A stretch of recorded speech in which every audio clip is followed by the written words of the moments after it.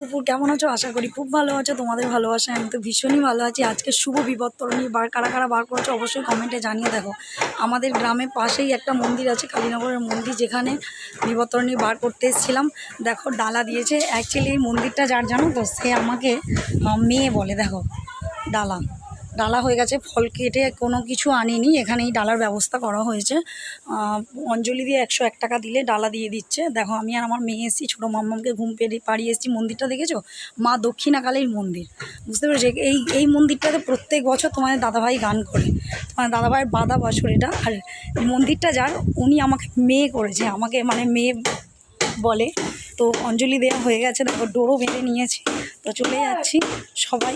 দেখো, সাইকেলটা নিয়ে এসেছি, তাড়াহুড়ো করে এসেছি। তো আমাদের বাড়ি থেকে কিছুটা দূরে, আমাদের বাড়ি থেকে সাইকেলে ওই 5 মিনিট লাগে, হেঁটে আসতে। ছোটো মাম্মামকে ঘুম পাড়িয়ে সব খাবার দাবার করে আর এসেছি। তো চলো, সাইকেলটা নিয়ে আসো মা, দাও ব্যাগটা দাও। তো চলো, সবাইকে টাটা। সবাই খুব ভালো থেকো, পাশে থেকো, সাপোর্ট করো। আর কারা কারা বিপত্তরণী বার করেছো অবশ্যই কমেন্টে জানিও। দেখো, চলে যাচ্ছি। তো মন্দিরটাতে মা দক্ষিণাকালী আছে, আমি অবশ্যই তোমাদের শেয়ার করব, আপডেট দেবো।